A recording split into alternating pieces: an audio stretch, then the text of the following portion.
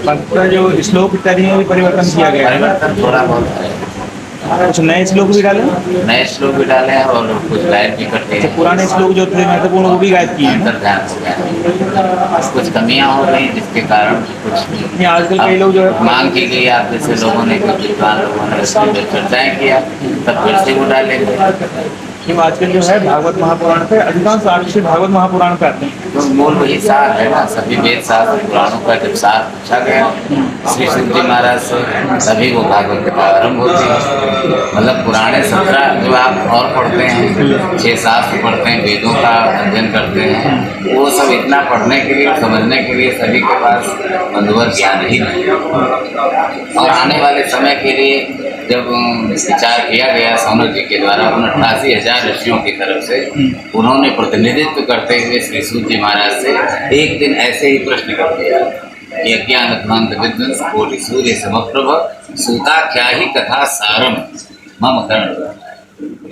आप जो ये कथाएं सुना रहे हो, 1000 वर्ष से हम लोग सब इस कथा रस को पी रहे हैं, लेकिन आने वाले समय में इतना लोगों के पास ज्ञान और समय का अभाव होगा, तो उनका कल्याण कैसे होगा? तब ये भागवत कथा, क्योंकि निगम कल्पतरोर गलितम फलम सुकुमार अमृत द्रव संयुतम पिबत भागवतम रसमालयम मुहुरहो रसिका भूर्भाव। रसम आलयम मुहुरहो, जो रस है इसका निवास स्थान है ये भागवत, इसलिए इसका जो चलन है। इस कृति का अपन कहते हैं 5000 वर्ष पुरानी लगभग, तो उसका कुछ आर्कियोलॉजी डिपार्टमेंट वगैरह ने जो सर्वे को वो भी किया होगा है, सब कुछ हुआ है और सब उसी प्रकार से उसको सुरक्षित रखा गया है। अभी जैसे हमारे सामने एक ग्रंथ यहाँ पर स्थापित है, इसको हम लोग केवल दर्शन कर पा रहे हैं, स्पर्श को हम लोग करते हैं और करा सकते हैं, आपको भी करा सकते हैं, लेकिन इसको खोलने के लिए नहीं है। अब ग्रंथ के सन्मुख में जो मूल स्थान है, उस स्थान को भी हम लोग वर्ष भर ढके रहते हैं और वर्ष भर में एक बार उसको भी खोलते हैं। अब इसके नीचे का भी रहस्य बहुत बड़ा है, इसके ऊपर का भी बहुत बड़ा रहस्य है, और ये सब आवरण है।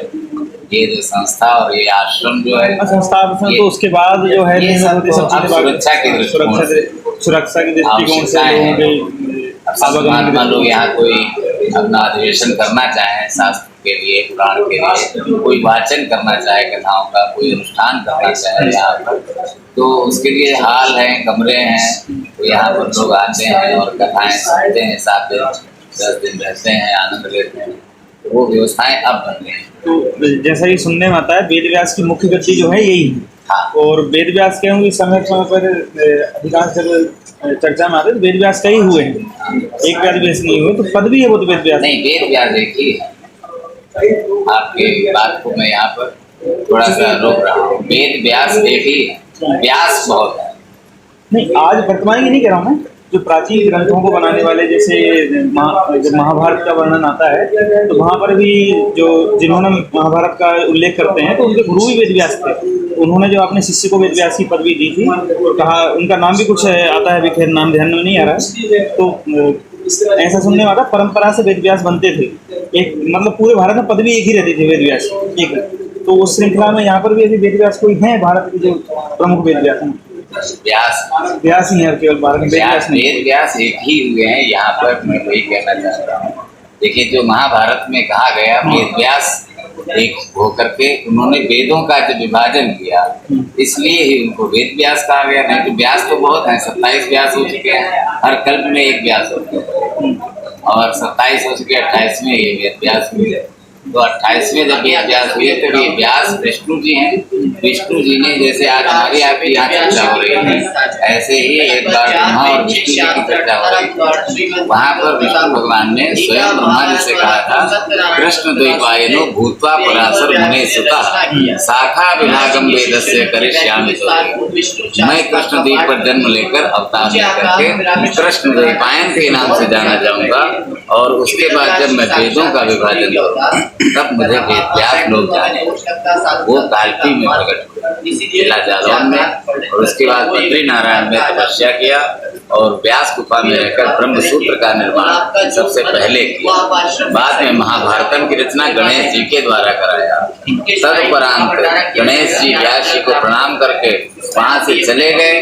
उसके बाद व्यास जी नैमिषारण्य में पधार कर यहाँ पर विराजमान होकर के वही वेद शास्त्र पुराण का ज्ञान देने के लिए पहले 4 शिष्य आपके जैसे बनाए और उनको एक एक वेद का पूर्ण ज्ञान दिया। फिर उन्होंने 100 संहिताओं का अलग निर्माण किया और उसके बाद में शास्त्र और पुराणों के वेदता श्री सूत जी को बनाया। सर्वशास्त्र विशारदम, सभी शास्त्रों से उनको विशारद कराया। उन्होंने ही यहाँ कथा सुनाई नैमिषारण्य में, जो कथा 1000 वर्ष तक हुई। एक सत्र हुआ नैमिषारण्य में जो 1000 वर्ष तक चलता रहा। उसी सत्र में कोई यज्ञ कर रहा है, कोई तप कर रहा है, कोई कुछ अनुष्ठान कर रहा है। वो ऋषि लोग ये चाहते थे कि अब कोई हमको कथा सुनाए, कथा सुनाए। ऐसी जिज्ञासा उन ऋषियों की हो रही थी, जिनकी हजारों वर्ष की आयु थी। ऐसे ऋषि मुनि सब एक दिन चिंतित बैठे हुए थे।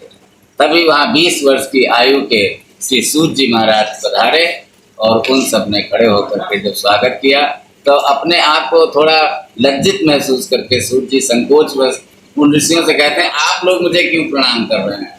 बोले, हम आपको बच्चे के समझकर प्रणाम नहीं कर रहे हैं, आप इतने ज्ञानवान हैं इसलिए हम आपको प्रणाम कर रहे हैं, आप हमको कथा सुना। तब ये कथा शुरू हुई। ऐसी मंत्रणा चल रही थी, मन में जिज्ञासा थी, कोई आहुति डाल रहा था, कोई कुछ कर रहा था। उन ऋषियों की रोज चर्चा होती थी या कथा। आजकल जो है प्रतियों को जोर ज्यादा देते हैं लोग पुस्तकों पर। पहले तो जैसे सुनने में आता है कि पहले श्रुति परंपरा थी, वेदों की भी है, पुराणों की भी, सबकी श्रुति परंपरा थी। तो क्या आज की जो पोथी हैं उनको 5000 वर्ष पुरानी कही जा सकती है? फिर नहीं, श्रुति परंपरा देखो 1000 वर्ष की कहना ही नहीं है, उनको तो एक रूप मानना है। हाँ, मतलब ये केवल उसका विस्तृत मतलब एक परिवर्तित रूप है प्रतीक जो है। ये रूप है, बाकी ज्ञान रूप है वो। एक कथानक है, ग्रंथ इतना बड़ा है और एक नहीं अनेक ग्रंथ हैं। उनमें से लेना अपने को इतना है अंगुष्ठी मात्र है, बहुत सी दवाइयाँ, लेकिन उनमें से हमको कौन सी लेना है? एक कोई नाम अपने को चुनना है। तो पहले मैंने सुना था, एक बार सुना है मैंने यहाँ आने से पहले, कि जैसे दक्षिण भारत में जो है श्रुति परंपरा से वेद को रटा जाता था कि आचार्य बोलते थे और विद्यार्थी उनके पीछे पीछे उसका पारायण करते करते और विद्यार्थी को पूरा स्मरण हो जाता था वेद। वैसे ही यहाँ पर भी जो है भागवत और महापुराण, जितने भी महापुराण हुए, जितने पुराण हैं, उन सब पुराणों के श्रवण किया जाता था और श्रवण के साथ ही उनका स्मरण किया जाता था। यही मूल है श्रुति स्मृति पुराणों फल प्राप्ति का। ये कहा जाता है श्रुति स्मृति। श्रुतियाँ ही जो आपके अंदर विराजमान हो गई। आपने अगर रुद्री का पाठ लगा लिया, उसको आप पढ़ते रहे तो रुद्राष्टाध्यायी के आप प्रवर्तक बन गए।